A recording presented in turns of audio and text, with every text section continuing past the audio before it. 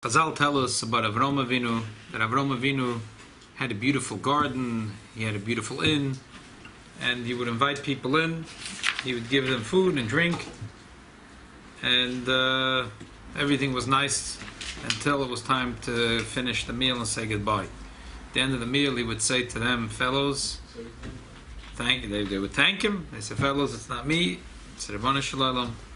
They say, no, we're thanking you. He said, you thank Rabbanu Shalom. If they refused, we'd give them a schwitzbad, as they call in Yiddish. He'd give them a workout. He'd put them through the ringer. And they'd say, okay, just what do we say? Baruch Mishama V'haya. Okay, so that's... How does that help? How does that help?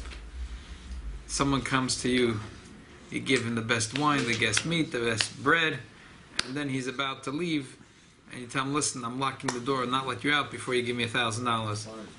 But if you want, you could say 3 words, and then I'll let you go. And now the guy says these 5 words. Did you accomplish much? So let's learn the Medrash. The Medrash Rabbah says in parshyos Vereyro. We'll learn later the Gemara, because then we'll understand the Gemara based first on what the Medrash says. He's going to command his children to do tzedakah and mishpat, which is in this week's parsha, parshyos Vereyro. Rabbi Yochanan said, "Mitchila tzedek l'b'seif mishpat, aketz d'Avram v'kabbalas ha'ovrim v'esashavim shoyu oichlum v'shoysim over lahem baruchu." They would eat and drink. He would tell them, make a bracha. Amr Eloi, man noima. What should we say? Amr Eloi, Amr. You should say Baruch Eloim Shechalom Mishaloi. That's it. 5 words. 5 words. Those benching was not that long. Baruch Eloim Shechalom Mishaloi. Im mekabel olav baruch haveochel v'shaseh v'hoz. If they accepted upon themselves and they made the bracha, they would eat, they would drink, and they would leave. V'eloi, and if not, v'eloi v'mekabel olav. If they didn't accept, Havam Alei would say, Hav Mada Aloch. Pay the bill. So the man would say, Ma Islach Alai. How much do I owe you? Havam Alei. Avram Avinu would answer, Chad Koset Chamor. The wine, every koset of wine, which a kois, a bottle, whatever a koset is, Basora Pulorin. Chad liter, the cooper, a liter, I don't know if a liter was a liter, whatever, a certain measurement of beef. Beyud Pulorin. Chad igel, the dift, a roll of bread. Beyud Pulorin. They had bagels. I guess Avram was a really Jewish fellow. It was igel the dift, and they gave bagels. Man yov lecha b'chamra b'midbera, man yov lecha cooper b'midbera, man yov lecha igula b'madbera. Well, what do you think? It's the desert here. Which restaurant serves free of charge in the middle of the desert meat, top quality beef and bread and wine? When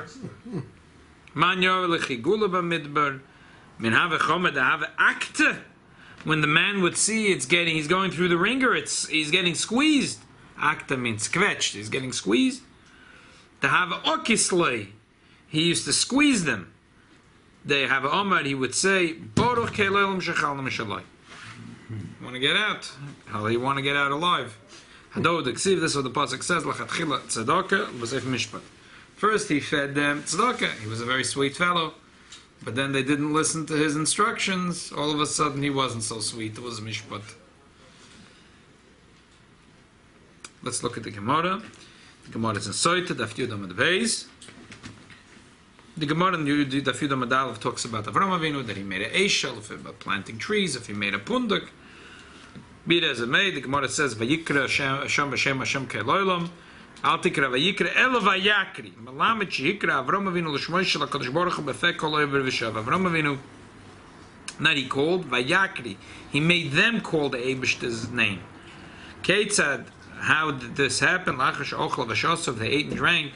They would stand up and they would want to thank Avram Avinu. Avram Avinu said to them, You ate my food, you ate the Eibishter's food. You should praise and thank and bless the one, the Eibishter, who is Omar Vayolam, who said there was a world. Look at the Tosfos Shantz on the side, on the right hand side. So the story, the way it's said in the Gemara, and the story, the way it's said in Medrash, should not exactly line up. The story in the Medrash and the story in the Gemara is very pleasant. He's very sweet to the fellows, and here in the story in the Medrash, it's not so sweet. So Tosfos Shantz says that the story was like this: the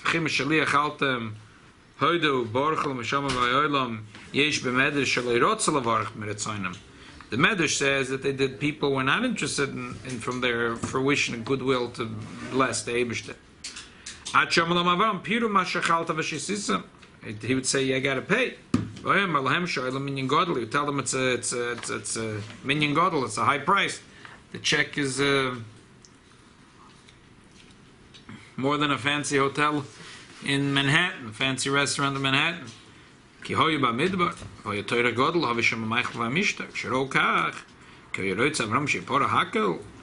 that Avram wants, he should pay. Oh,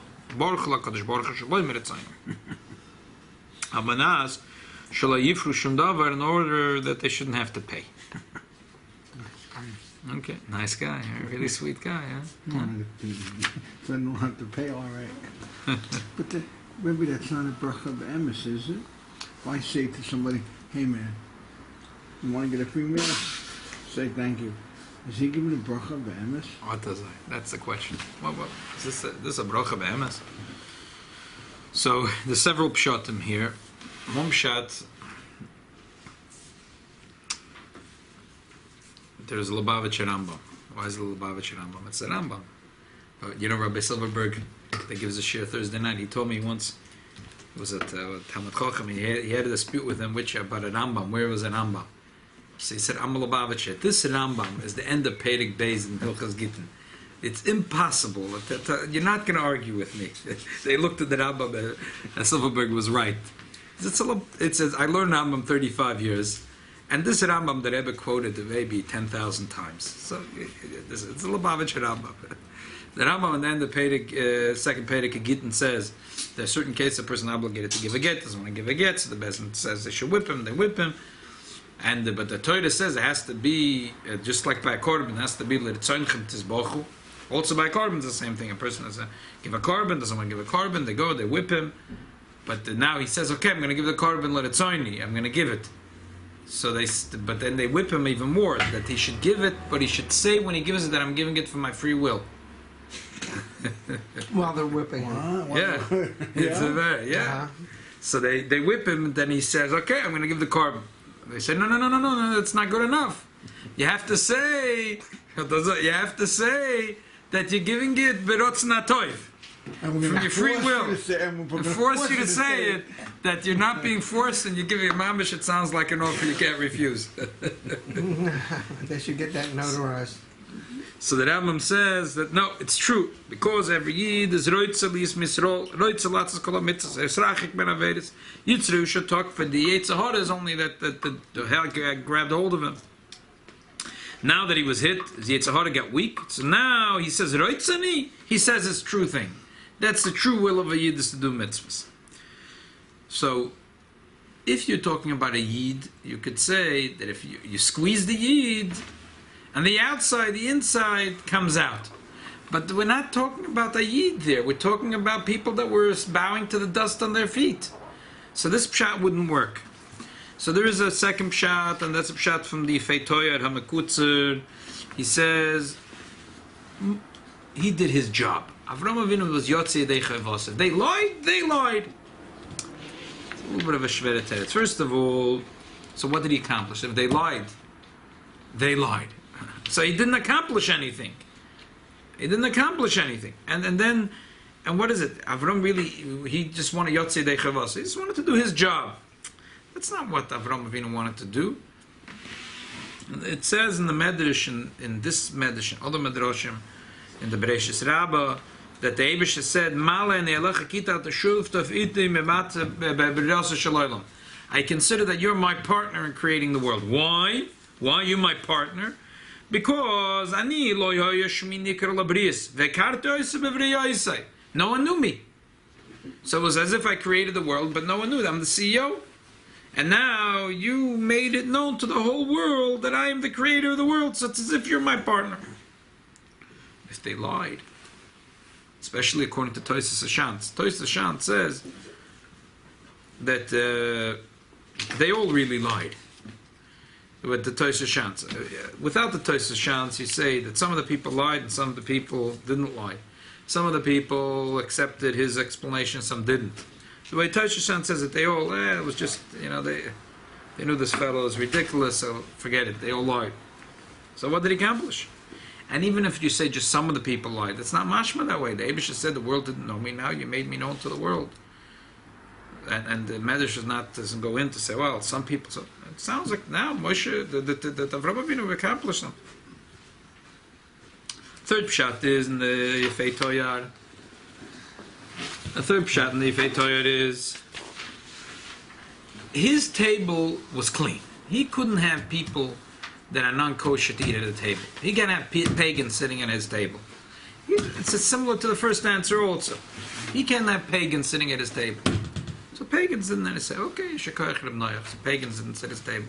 But again, that doesn't make him a partner to the Eibishter creating the world. That doesn't make that the Eibishter says, oh, no one knew me, now everyone knows me. What do you mean? They don't know anything. They know that there's this ridiculous guy. He's a clown. He has this fancy restaurant in the middle of the desert. And then, if you say 5 words, you go out and you could order whatever you want. And if you don't want to say these 5 words, he gives you a bill that, $1,082.50. So obviously they say the 5 words. What did he accomplish? What does it mean? That now that the world has a hora. So in order to understand this, we have to look into some very, very important Perek in Tanya. Every Perek in Tanya is important. But it's important now to us to understand this Perek in Tanya. So the Tanya, I just brought here a few select pieces of this Perek. It's a very, very sweet and very, very long Perek. The Perek 29 starts off like this. That sometimes there's a person, sometimes we feel a dullness in the heart that's like a rock. Not like they say the goyim, knock on wood in a positive way, negative way. Knock on wood, nothing's happening. It's trying. Knocking on wood is a goyish. I said. I didn't mean to cry. That's what I said. So knocking on rocks. We're knocking on rocks. It's a garnish. He's knocking on rocks. He's trying to sanctify himself, self-garnish. Trying to fight the yetzer hora, there's no movement. He's trying this, he's already holding him, Perek Chavtes and Tanya.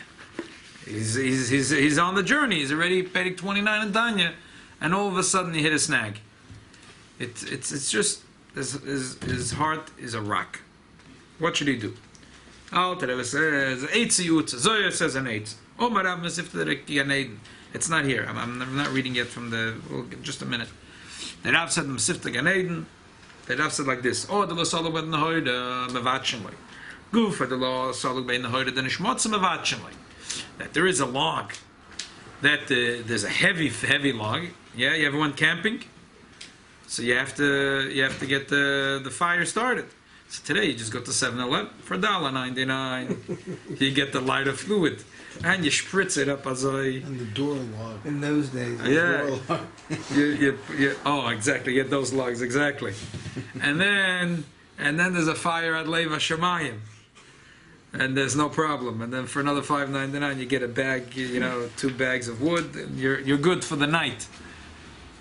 But those days they didn't have that. So they had to be much more resourceful in order to make a fire, and it was a big, thick log, and it wasn't necessarily this nice dry log that you buy for $5.99 in the Stop and Shop. It was, these half-wet logs, or even dry logs, a thick log. How do you get it to that? Well, you have to splinter, and the little splinters they catch wood and they catch fire, and then the little splinters will catch on fire, and the whole log will catch fire. So the goof that's very coarse, the hora, the nishmas, the light of the neshama, is not catching on. You have to break it. You have to crush it. Well, the Rebbe says, yeah, sometimes a person has to say, look, I'm so far from the Eibishter. Look at my impulses. Even the animals, they do what the Eibishter wants. A human being can have the most ugly impulse. Yeah, Yid has a neshama, which is more beautiful than anything. A person could also have evil impulses that even animals don't have that. Like a person could be terribly evil. A person says, I'm so rochik from the Eibishter. Okay. Well, the Rebbe talks about it at great length. Then all of a sudden out to the gam. And this is where we're going to look into it and read it word for word. The gam, the second thing. Not only, there's point number one, a person thinks about how far he's from the Eibishter. And then all of a sudden he starts to cry, realize that I'm so far. Why am I so arrogant? I'm so far. And a person starts to feel terrible.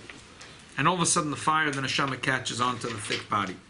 The gam, there's a second thing. What's the second thing? Second thing is the important one right now for today. Look at here, Tanya Perek Chavtes, middle of the first line. V'gam yarim olah b'kol rash v'roiges la'ashpila. He should also thunder against it, the sitra achra, with a strong and raging voice in order to humble it. K'maimed azal oilam yagis odem yetzer tov al yetzer hora shenemar rigzu val tichtov v'goymer. As our sages state, a person should always rouse the good impulse against the evil impulse, as it is written, rage and sin not.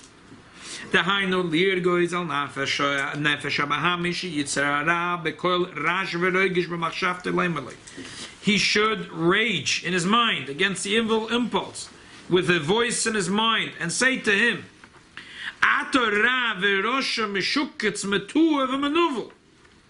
he should say, you indeed are truly evil and wicked and abominable and loathsome and disgraceful and so forth. And he should say that this is like everything our sages said, and I see it's true what they said. You know, I've been learning at the Gemara when I was a kid, but now I know it's not just my Rebbe's telling me, it's true. Ad Mosai Taste Lifnei Oid Ein Tzayv Baruch HaMalak Olam Hoya Hoyve V'yeh B'Shava V'gam B'Mokum Zeh Shani Alav Kamoy Shehu Oid Ein Tzayv Baruch Olam Koyim Shani V'Olam B'Lichim Shina. How long will you obscure the light of the blessed Ein Tzayv which pervades all the worlds? And even the place I stand now, the Ein Sof is here, and you obstruct it. And the Eibishter is everywhere. But you, the impulsive one, you deny the truth which is so plainly visible.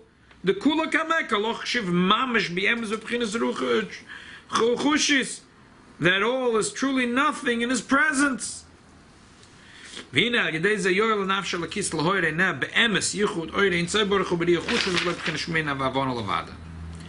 with this he'll light up the eyes of the nefesh alakis, that the fire will finally catch on the thick log. The Alter Rebbe goes on, and then the Alter Rebbe talks about this at great length, and then the Alter Rebbe says, I have a raya from a pasuk. Meforshim. They don't even move this one. It's a pasuk without even Rashi. A pasuk. Rashi doesn't have to explain it. A 5-year-old understands it. Rashi only explain if the 5-year-old has a shaila.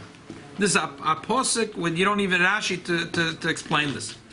Metzinu dover zeh, you see, turn the page, the other side, top line, the middle of the line. Kamosh metzinu dover zeh, mefurish b'Torah. It's mefurish in the Torah, it's clear. It's a pasuk. Gabe meraglim, and the story of the spies. What does it say? What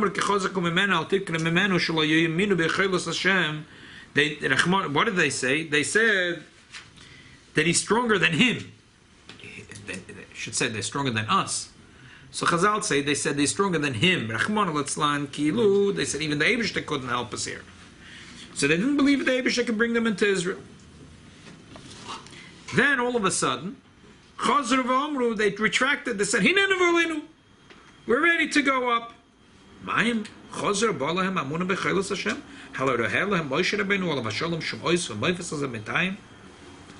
What happened?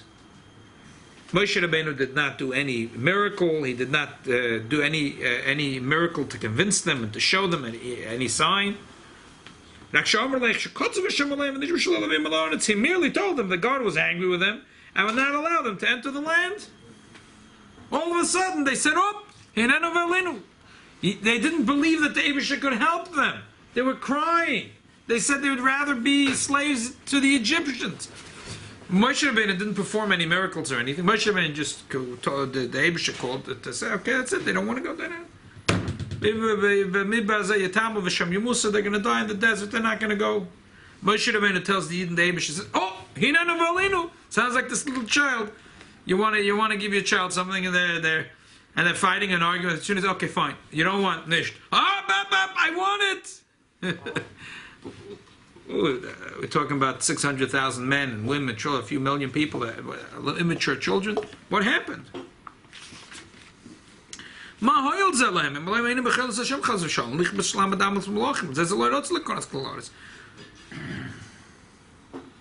What value did divine anger and oath have with them if they didn't believe and didn't trust? That's why they didn't want to enter the land. Surely,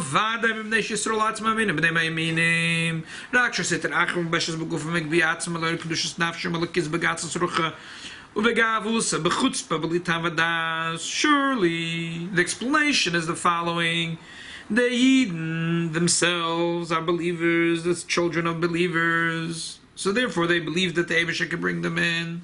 But because the Sitri Achra is in their body and covers over their soul, and had arisen against the light of the holiness of the divine soul with such strength and with such arrogance and haughtiness without sense of reason.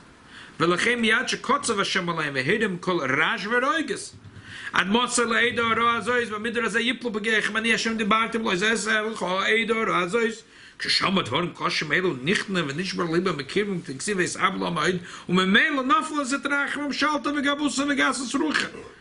As soon as God became angry, and he thundered angrily, and he said, "How long should I bear this evil congregation? Your carcasses shall fall in the wilderness." All of a sudden, their hearts were humbled and broken within them. When they heard these stern words, and that's what it says, and all of a sudden, Misaboloam, the people mourned. Consequently, Sitra Achra toppled from its dominion, from its haughtiness and arrogance. And now that the Sitra Achra was toppled from its arrogance, Yisrael Atzmim Hemaminim. So the Yisrael themselves really believe. So the thickness, the veil around the whole thick wall that the Sitra Achra built around the Neshama was broken, and the Neshama shined out. The Neshama really believes. A person can learn from this a lesson. Sometimes a person is machshava, comes in sfeikus alamuna, doubts in amuna. And what happens? Kehem divrei ruach Sitra Achra levada. A person has to know that this is nothing. These doubts are nothing but empty words of the Sitra Achra, which raises itself against his divine soul. But the Be'emes Yisrael are believers. And then the Alter Rebbe continues, even the Sitra Achra believes. It's just that it's like the story with the Zoin and the Man HaMelech. Okay, we'll leave that for another time. So really, if you break down this Pedic, if you learn it, we didn't do the whole Pedic, there's really two things. There is sometimes, and even within the story of the Meraglim, if you look deeply in the words of Tanya, it sounds like perhaps it was some people one way and some the other way, or two pshotim. There are people that when they realize how far they're from the Eibishter, all of a sudden they tremble. And there are people, you tell them how far they're from the Eibishter, it doesn't mean anything to them. But when you just break the arrogance, they don't care about the Eibishter. It's not gonna help to tell them the Eibishter. But you break the arrogance, all of a sudden the light shines out. That's why, in the one hand, the Alter Rebbe emphasizes. In the one hand, the Alter Rebbe says, "As mostay tastir."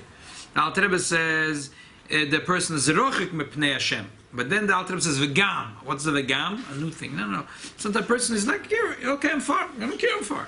The log has become so thick. The clay on top of his heart has been so strong. It doesn't care that he's far. So here the eitz is not to break in order that the light should shine out. You have to just break. Just like the story of Moshe Rabbeinu, which on one level, it was just that he said, that's it. He didn't tell them lofty things, you're far from the Eibishter, you're rochik mipeiv, hester ponim from the Eibishter, dying, your carcasses will fall in the desert. That's what he said. And all of a sudden they trembled. Here they say the Eibishter can't take them into the Holy Land. He says your carcasses will fall in the barren desert. But they said we can't go in there. God can't. But it wasn't that way. It was just that the neshama believes. But a thick log there's a thick cake around the neshama. It's a thick tar caked all around the neshama. So, but now it was broken. That's why the Rebbe learned the kavort. If you don't learn Chassidus, it doesn't bother you this question. If you learn Chassidus, then you learn the Mishnah Pirkei Avos. The Mishnah says in Pirkei Avos, in the Perek 6, that Chol Yom V'Yom, there's a baskel that goes up from heaven. It says, Olam L'Brias Ma'Bana Shel Torah. Woe to the people that embarrass the Torah, forsake the Torah. And it goes on in that vein. Why should a heavenly voice not come out every morning and say, Yitalach, Gewaltsche Bride, Splintering, 2, 3, 4, the Torah is so easy. Why not? A heavenly voice should tell the Eden every morning the Torah is sweeter than honey. Neufes mit Vash, Neufes Sufim. Mosek mit Vash, Neufes Sufim. Instead, it's like so negative. It says the baskel comes out, and what does the baskel say? Baskel doesn't say the beauty and the yoker of Limdat Torah. It only tells the chisarim for them that doesn't learn Torah. Olam L'Brias Ma'Bana Shel Torah. What kind of people we talk about? Alter Rebbe, we know that Alter Rebbe says whenever Chazal say brias, we're talking about people that have nothing, no milas. Nothing. The only mila they have is that the Eibishter created them. That's why they're called brias. Sometimes Chazal say brios. Why sometimes they use the lashon brios? Because they're talking about people that are the bottom of the barrel. No, their mila is the Eibishter created them. So if you're talking to such people, so why wouldn't you want to tell them the beauty about this? So the answer is neshama knows the beauty of Torah. That's not the issue. The problem is that there is a thick log. So we have to break the log. We have to crush it. We have to splinter it. So therefore, there's like a nazifa. There has to be a thundering voice that comes out that allows to break, to splinter the thickness of the yetzer hora that's all arrogant and builds up a wall around the neshama. And when it's broken, so automatically like the Baal Shem Tov said. However, even this level, the Baal Shem Tov said, why does it help? The heavenly voice comes out. You don't hear the voice. Shem Tov says, and the Neshama L'mayla hears it, and therefore the Neshama L'mata gets tickled from it. So even this story of this baskel isn't like the first thing the Alter Rebbe says, that a person feels bad that he's far from the Eibishter. But there is a level that's even less. He doesn't care. He couldn't care less. But even such a person, by breaking, by splintering the thick log, there's going to be a redemption. This the Rebbe explains two moiridik stories. Two moiridik stories. A remarkable story in the Gemara, and one is a remarkable story told by Chassidim, that the Rebbe told the story as well. No one has a pshat for these two stories. First story is the Gemara in Tainas Daf Chof. Ton Rabon, Lo'olam Yodam Rach Kekona V'al Yekosher Ke'eres. Ma'aser Shebore Belazer, Reb Shimon Migdal Kedurim Beis Rabba V'Roicha V'Chamor Matal Tzvas Nor Shmo V'Somach Simcha Gedoyla V'Daita Gasalo Neshalom Atoyra Harba. Nizdam Lo'odam Echad Shem Mechur B'Yoyser. There was a man that was very ugly. Amalai Shalom Aleichem Rebbe. Shalom to you, peace upon you, Rebbe. He didn't answer him. Omar Loi, Rebbe Lezer said to the man, Reika, you empty one. How ugly is this man? Tell me something. Are all the people in your city as ugly as you? If you didn't know, if I didn't write that this is Gemara Tainus of Chaf Amud Beis, you wouldn't believe me. Omar Loi. So the man answered, Eini idea, I don't know. Elalech ve'amar lo'umen shemosani. Go tell the craftsman that built me up, Kama mechur kli zeh shosisa. How ugly is this vessel that you built? Kivesh yoda ba'atzma shechota. When Rabbi Loza realized that he sinned, Yorad min hachamor, he went off the camel. V'nishtateach lefonav. He lay down on the ground in front of the man. Omar loi, na'nei siloch macholi. I ask for forgiveness. Please forgive me. Omar loi eini moichelach. He says, no, I will not forgive you. I told you, you have to first talk to the craftsman that built this vessel. Was walking behind this man until they came to this man's city. The people of the city came out to greet the Rebbe Lozer. And they said to the Rebbe Lozer, Shalom Alecha Rebbe Moiri. Shalom Alecha Rebbe Moiri. Omar Lahem, he said to them, this ugly fellow said, Miatum Koidim Rebbe, who are you calling Rebbe? Omar Lahem, they said, this is Lazesh Matay Lachayirecha. So this is Rebbe Lezer, he's walking behind you. Omar Lahem, Zeh Rebbe, I'll give you Kamois of Yisrael. This guy is a Rebbe? I hope there's not much like this in Klal Yisrael. I hope you don't duplicate these fellows. Omar Lahem, they said, what's wrong? Amar lahem, he said, this is what this guy did to me. Amar loy, they said to him, forgive him. She'adam gadol b'toyrahu, he's a big man. Amar lahem, he said to the people, because of you I'm going to forgive him. Came. But with the condition, he's not going to have a regilus. He's not going to make it a practice that he's always going to do this shtick to people. He went into the Medrash and he said a drasha. As a person should be, he's soft like a kona, not as hard as an ed is. That's why, because a kona is so soft, to use it, reeds are soft, so you use it for Sefer Torah from the mezuzah. What do you make of the story? First of all, how did Rabbi Lezer Shimon talk like this to a person? This sounds like Donald Trump. Oh, president. Our president. Our president. What's worse is, like, the Gemara always asks this question. Mikora my kasava, besoif my kasava. Like, then he asks for forgiveness, and he realizes this guy is right. So what did he think originally? He wasn't thinking. It was just a postaki, and then he realized the guy is right. So what's going on over here? You know what it's like? It seems to me it's like a parallel when the Gemara shows in the Tanakh, David and Melch and others that did the Grava Vereyro, and then the Gemara says, the Amas lahayira la'isamaasa. Really, it's incomprehensible, such a thing, but it's lahayris tshuva to teach people to do tshuva. So here he's telling all these Talmid Chacham guys, he writes, he felt like he's such hard stuff because he learned so much. So it was a gal Gaiva, and he went and stepped. So it's telling for the future. I mean, you see it today. What, you don't have such people today? So they don't say, mechuyer, you're physically ugly, whatever. They tie nuts. They give mustard to people. They pour salt on them. It's your fault, and you know what I mean. This True. is the same. You have this today. True. So listen to a beautiful pshat that Rebbe has in this Gemara. Obviously, just like the story of David, we have to understand it on many levels. Mishnah says sometimes we explain it kipshutai, or sometimes we explain it not kipshutai. Certain stories we explain this way, because they're both true. But here is a chassidish pshat for this Gemara. What does it mean he was ugly?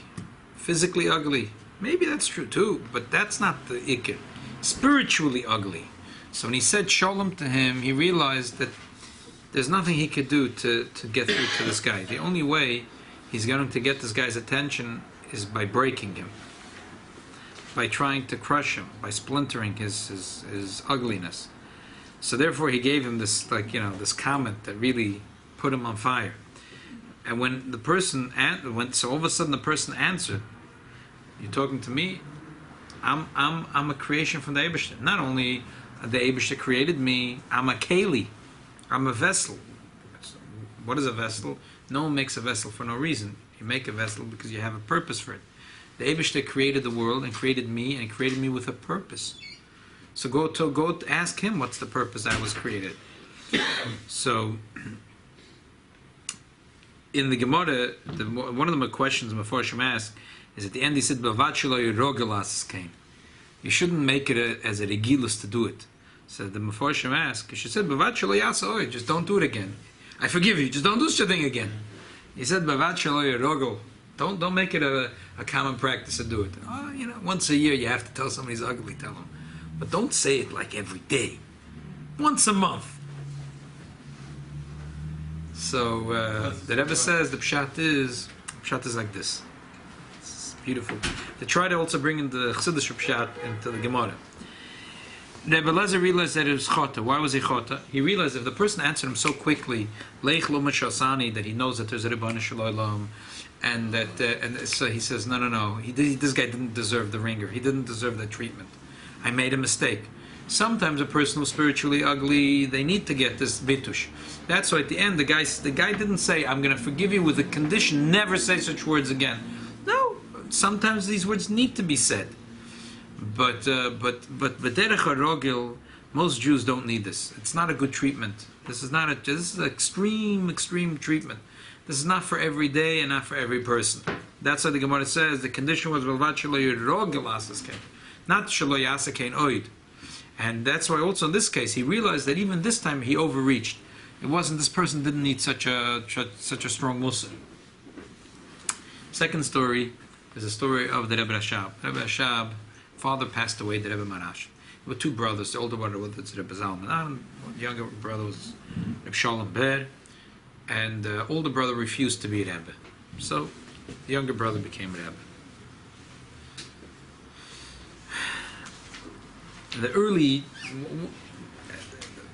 In the beginning of his Rebbistva, so the Yid came, and it was a very, very serious thing. He came, and he cried, and he asked, please, he had some tzor, he said, I need help.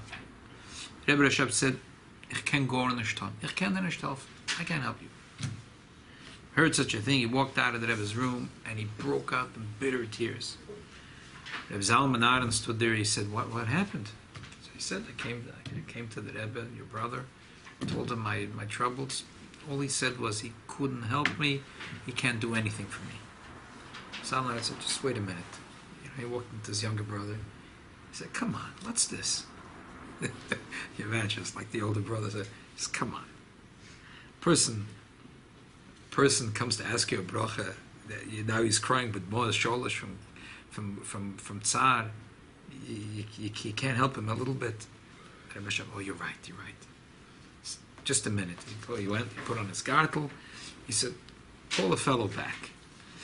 The Rebbe Rashab gave him a brocha, and the brocha became a kuyim. Whatever the tzara was miraculously went away, and the brocha was mekuyim. And the story the Rebbe told.